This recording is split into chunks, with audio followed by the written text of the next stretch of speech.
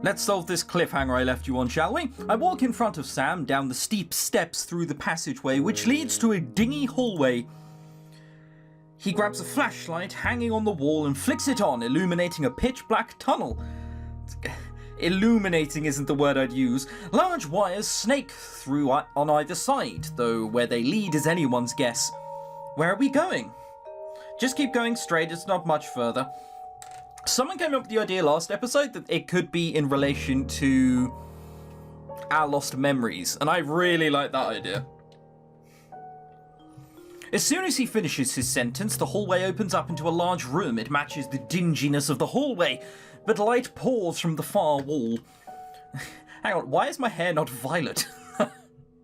For the disguise, I just rub my fake hair in charcoal. I squint, shielding my eyes from the sudden shift in light. What is that? Are we outside? No, of course not. Slowly, I lower my hand, taking a closer look at the wall as my eyes begin to adjust. I've never seen anything like it before. There are a number of screens connected to several rusty boxes on either side, with lights gently blinking on and off. I recognize the construction as a computer bank, but only from pictures. I've never seen one in real life. Fuck's sake. Fucking antivirus, man. Computers are the highest level of tech, and it kept under the lock and key at the bureau. How Sam got his hands on this setup is beyond me. It's because they have, tech beyond what you think they do. I can't find any words to express my shock. I'm awestruck. The tech is pretty rusty, but it gets the job done. It looks like we're in the Matrix. It's true the computers are busted up, grey and grimy after hundreds of years underground, but merely the fact that they exist in this random basement is stunning.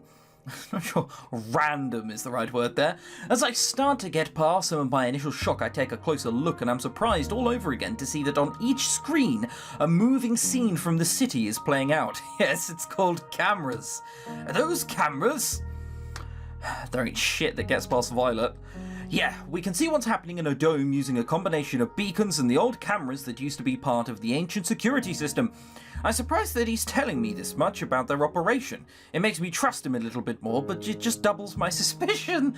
Don't get me wrong, as much as I don't think anything bad is gonna happen here, he wouldn't just lure you down here and be like, hey, look at all this random shit we have that you don't know about.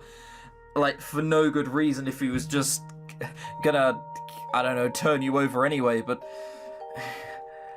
I wouldn't just trust him anyway. You're telling me some pretty sensitive information. I want you to trust me so that when I show you what I've discovered, you'll take me at my word. And what exactly would that be? Once I was able to reactivate the missing beacon, I triangulated the signal that I've been searching for, which was Sandman. The fuck is Sandman? I thought Sandman was one of Zala's people.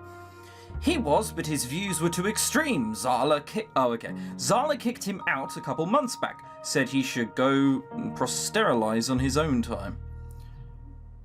Proselytize? Whatever, I probably pronounced it wrong. What was he trying to get her to do? Well, got other recordings for that. Sandman, or should I say Dr. Alexei, became convinced that he could destroy the Selenon. That's not as fun as what I was thinking. What? Is that even possible? What does that mean? If you give me a minute to finish, I'll explain. Of course, sorry, you just surprised me. Sandman thought that... Oh, it's gone silent. You know it's serious now.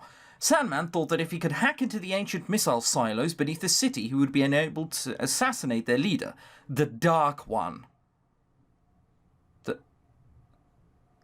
The leader called himself the Dark One? What is he, 14 and edgy? What sort of name is that? The Dark One? I've never heard of such a thing. To be honest, I doubt most of the Bureau knows much about him, but there is evidence he does exist, and Sandman believes that he commands the Selenon. What good would that do? Music kicked back in, you know it's serious. Even if he managed to take out their leader, there would surely be a second in command. See, that's part of his theory. The Selenon all share a group consciousness with their leader, giving up most of their free will. I think it was called absolute something or other. The point is that if their leader dies without giving up control, they become vulnerable to suggestion. This is a flaw they have never encountered before or been exploited upon. Really? Okay. Someone could even order them to kill themselves, and they'd do it, no questions asked. That could very well be the case, but if he's wrong, that's what Zala thought too. The plan wasn't worth the risk. If it had failed, the Bureau would have the perfect excuse to come down on us harder than ever before, probably wiping us out for good. Not to mention how the Selenon would react. They'd attack the city again. A lot of people would die, both inside and outside the dome. Wouldn't matter, you'd be dead. What would you know? So all the things that have been going on, the burglaries, the techs being collected, they're all connected to Sandman and this plan. I would bet my life on it. I've been trying to figure out how far along he is in his plan, but with the beacon disabled and the crackdown on tech movement, I've been having a hard time pinpointing his activity, until today, that is. You think he's going to go through with it? I know he is, or at least he's going to try. The murder you were investigating, Al Grange? Of course, he was a mathematician. Exactly. Between his math skills, his knowledge of physics, and his dirty little hobby of collecting tech on the side, he was one of the few people in the city who would be able to figure out the trajectory needed to fire a missile from beneath the Earth and maybe hit something. This isn't going to go well. I know he was struggling financially, and I have no doubt the Sandman paid him to work out the equation, probably telling him it was just a theoretical problem. So you think Sandman killed him afterwards to cover his tracks? I don't know about that. Sandman had already gotten away without raising any alarms at that point. It seems weird to me that he would go back and kill Grange after that. But looking beyond that, we need to figure out a way to stop him before he could carry out his plan. We? Yes, even though I'm part of the Resistance, we happen to have a common goal in this instance. Neither of us can afford to let this attack happen. Or, we could. I mean, it sounds pretty saucy. Like, you know, this is a game. In real life, I wouldn't fucking do that. You'd have to be crazy. But this sounds exciting. Zala can't sneak into the dome in time. Not after what happened earlier. The guards are on high alert. If you can't do it, no one will. I suppose you're right. But you can't tell them your cover was blown.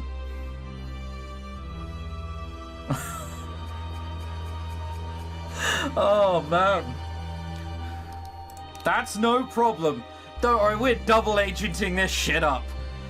That shouldn't be a problem. I'm used to working on the fringes. I didn't expect you to agree with me, but if that's the case, then I'm glad you see why this is necessary.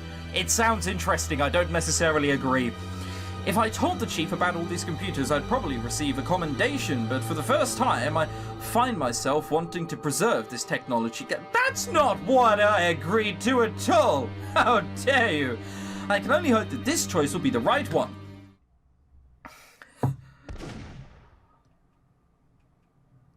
Bang. Blast radius.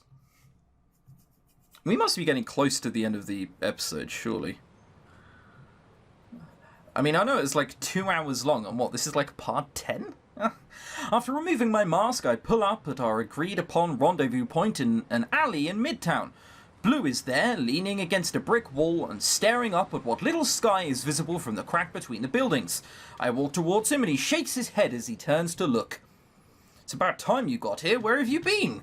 I realised that I should go back and see if I could maintain my cover with Sam and bolts. That's insane, Vi. You were supposed to abort the mission. I was so close I had to see if it worked. Well, did it? Yeah, it did. Blue looks a little skeptical. Look, I'm the one who can read minds. He can see the future. Yeah, he could probably tell if we're lying. With a good vision. Maybe a bad person to lie to. Someone who could see the future. Whatever. That was a really risky move, Vi. What if he'd heard JJ call you out? You don't know whether that mic really has an off switch. Well, it was worth the risk. I got quite a bit of info from him when I went back. Oh yeah, and how did you do that? What can I say? I'm extremely charming. Don't hit on her. Blue laughs and shakes his head. All right, what'd you get? Okay, God. No goofy love scene. I thought we were going to have a drink. Fair enough, come on, let's go to Fletcher's. It's right up the street. Sounds like a plan. We make our way down the darkening street. Blue's hand brushes against mine. I glance sideways at him and he's looking straight ahead, but I catch a glimpse of the crooked smile that's on his face. I shake my head and look forward. What, are you a pirate now? I shake my head. Arr. Jesus.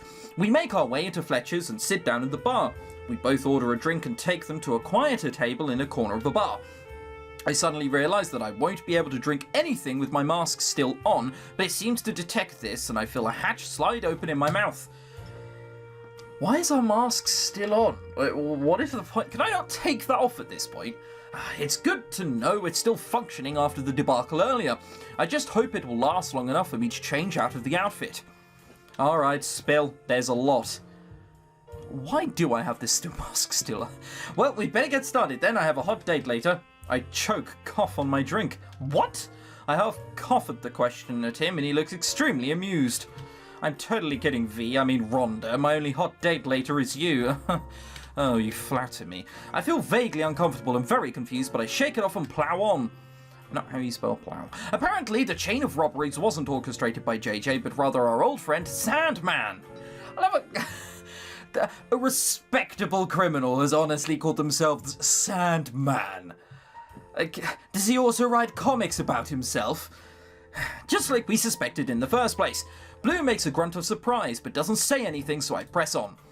You were right to think that he was shut out of Zala's cell. Apparently he was tossed out a couple of months ago because of a crazy plan to take down the Selenon. Take down the Selenon? What's that supposed to mean? Good question. That's what I said. He's planning on tapping into the ancient missile silos underneath the city to try and launch a missile at the Dark One. Whoa, whoa, whoa. Who is this Dark One you're talking about? Supposedly the ruler of the Selenon. We're just talking about this in a bar. Pretty casual shit. God, I hope no one important is listening. And Sandman thinks that if he kills the Dark One, he'll make them all defenseless. Even if he's right, that plan is goddamn insane. I know. Anyway, he's been gathering the tech and the information he needs to pull this plan for the past few months. He used Grange's knowledge of physics and math to get him to calculate the missile trajectory. And then killed him? Either he did or someone else was trying to get some information about him from Grange. Let's just assume it was Sandman for now. This guy isn't joking around. He isn't, you're right, Blue.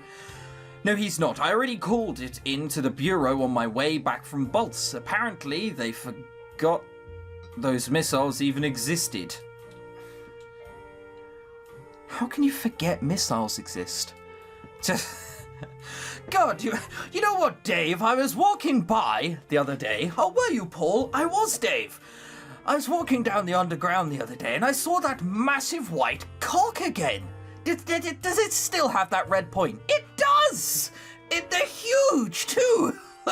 Oh, well, I best ignore it. Oh, Jesus.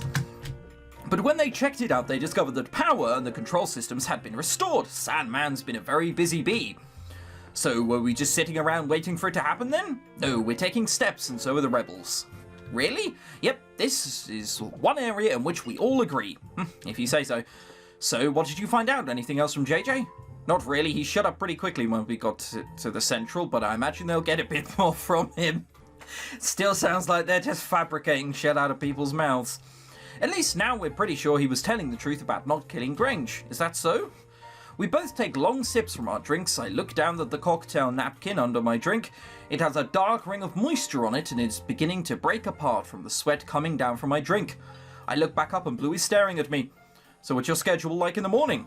The chief called me in for a meeting first thing. Great. I think he wants me to explain my info more thoroughly. I would too. Can't really blame him. You did manage to get a lot out of your source.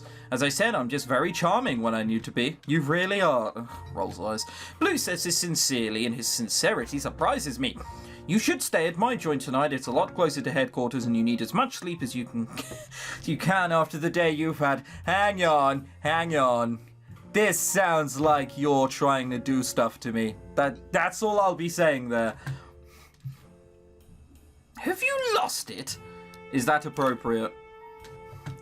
I promise I'll act completely appropriately. I'm fucking sure you will. It's probably a bad idea. Maybe, but wouldn't you be more comfortable with some company? Having hundreds of bullets shoot at you isn't what I'd call a relaxing day. I mean, I'm lying to you also. I'd be fine by myself. Oh, I know you'd be fine, but I'd be up all night worried. Do me this favor? Oh, truly. Like a knight in white shining armor. I guess. Why are we now violet? Or did we just take everything off? I agree, partially, but I mean, no, we still have the mask. I just assume that's a coding cock-up. Because I'm too tired to argue, and partially because I secretly think it might be nice to have some company. The flip in my stomach has that has been annoyingly present for the past several days has returned. It feels like I have a fish flopping around in there. Well, you never know. Good, let's hit the pavement, it's getting late. Blue leads the way to the door. Just as he's about to pull the door open, I put my hand up on his arm. Blue, you have to promise no weirdness, okay? He'll be direct and to the point, there'll be no weirdness. Blue looks at me with his half-amused, half-serious smile. It is a kind smile, though, and it makes my insides flood with warmth. V, I swear everything will be fine. No weirdness. I nod and Blue pulls open the door. Night has settled in over the city and we head out into the darkness towards Blue's apartment. Blue pulls out the keys to his apartment as we make our way up to the stairs. Okay, so he literally lives just around the corner. I'll apologise in advance, my apartment is a bit messy. How messy are you talking? That's okay, we're back as being Rondo. Why do you have 3 televisions? Like, randomly, and you have 5! Here, here, here, here, here, and here! Is he secretly a part of the resistance? He's just hoarding televisions. Huh. Really shit ones which only receive static. Maybe he thought the first one didn't work because he couldn't tune it properly and then went, no, I'll buy 5 more until it works!